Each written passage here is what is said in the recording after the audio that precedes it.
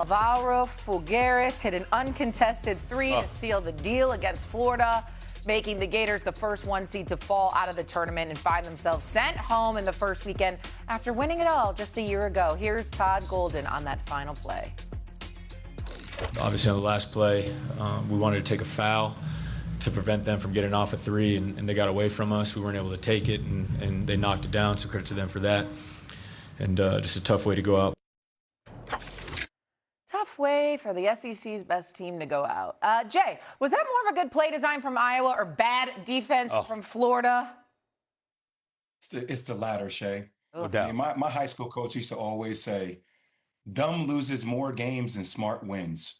And if you look at this last play, I mean, it doesn't always come down to one play, but in this particular situation, if you're going to take a foul, why are you trailing? Boogie Flam, why is he trailing? Why wouldn't he be on top? And if anything, you force Iowa to catch the ball going back towards their baseline. You allow him to catch the ball, trail in that play, and turn that corner with the entire length of the floor for him to find a shooter in the perimeter? This is why you love college basketball. For as much as you want to applaud the great play design of Iowa, you're sitting there as a Florida fan pulling your damn hair out, if you had hair, because you're like, I don't understand. If anything, force them to catch the ball back towards their baseline. By the time you turn, you're going to see me waiting for you. Now I can turn you once or twice. Game should be over. That's how the situation should play out. But allowing them to turn with a full head of steam, it was a bad defensive execution down the stretch for Florida. It's a debate show, and we're supposed to disagree, but not when somebody is obviously stupid. And that's what Florida was on that last possession. You can't let that happen. You understand? First of all, understand over the last 10 games, Iowa was 3-7.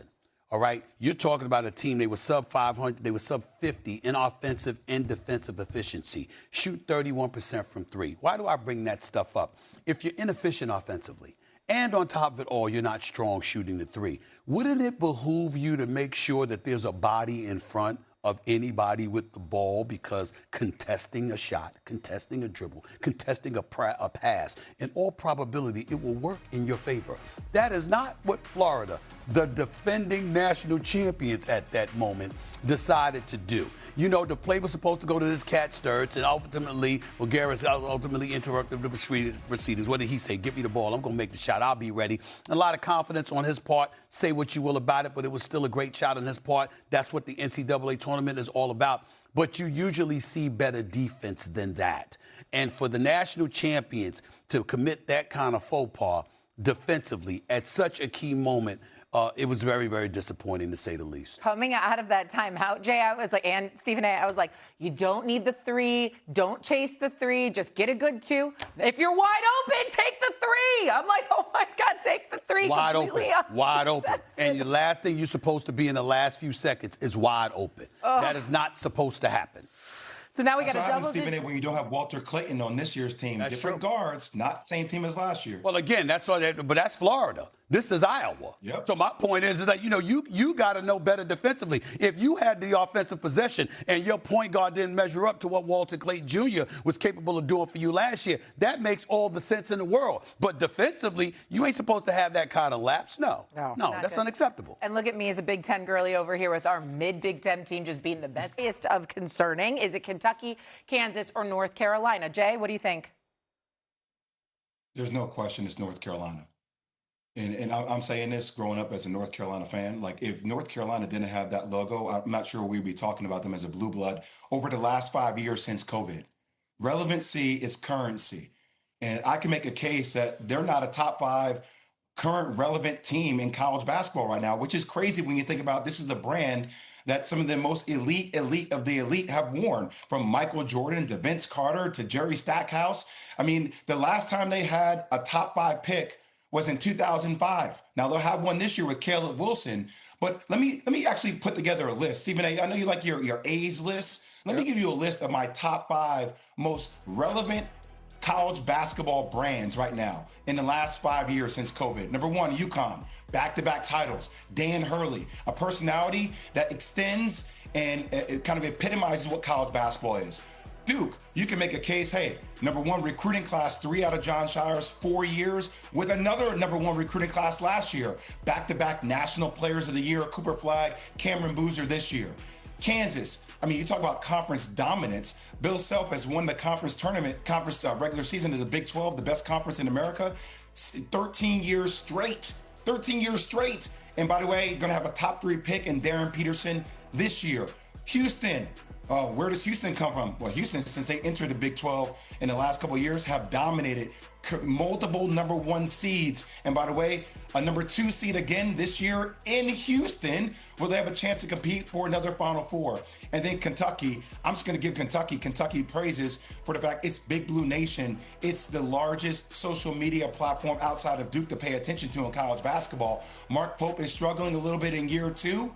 They should have had a chance to get to the Final Four this year. They underachieved. But to me, I can make a case that Florida is more relevant of a program than North Carolina right now. I can make a case that Gonzaga is more relevant of a program than North Carolina right now. I'm not saying historically in the last 100 years, but in the last 5 years, Stephen A., you're damn right. I'm going to make that case. I'll come around to your point about North Carolina after I say this about Kentucky and Kansas. Kentucky underachieved, but it was primarily due to injuries. You got this cat Quaintance and Lowe, who was supposed to be available. They only played about 3 games together. I get that. That's what they said. But go ahead, Jay. Did I say something? What's up? I was going to say, S.A., is Jaden Quaintance is a hell of a talent, but he came into this season with an ACL issue. No. They gave him money knowing he was injured. So that's all I'm going to say. But you're right. That's what I'm saying. What I'm saying is that they ultimately were injured. The issue with Kentucky is that you misspent because you spent about $22 million in NIL. And so because of that, you got to make sure this is a business now in college sports. If you're going to dole out those dollars, you got to make it count. It can't be on maybes. It can't be on cats that ain't available. If you paying them, you better make sure they're playing. Okay? And that wasn't the case with Kentucky. But the fact that they spent that much money in NIL and people were willing to come to Kentucky to play for Mark Pope, I think that obviously, like with that combined with what Jay said about their social media reach and whatever, we can't just dismiss Kentucky. They could easily return. Kansas is interesting, Jay, because you didn't bring up Kansas. They haven't been to the Sweet. They've come up short of the Sweet 16 for the 4th consecutive year. This is with Bill Self coaching. And now there's questions about whether or not Bill Self will return, even from Bill Self, because of his health. Now, he has said that he wants to return. He has said that he still has a passion to do this, but he needs to sit down with his family and make sure that he's healthy enough to move forward. That's not a good thing to hear. That's not a good sign. Every time I look at it, it looks good to me. But, I mean, damn it, we don't know. So if he's got questions about his health and how far he can go, then that's a different matter altogether. And so I understand it, because who the hell's going to replace him?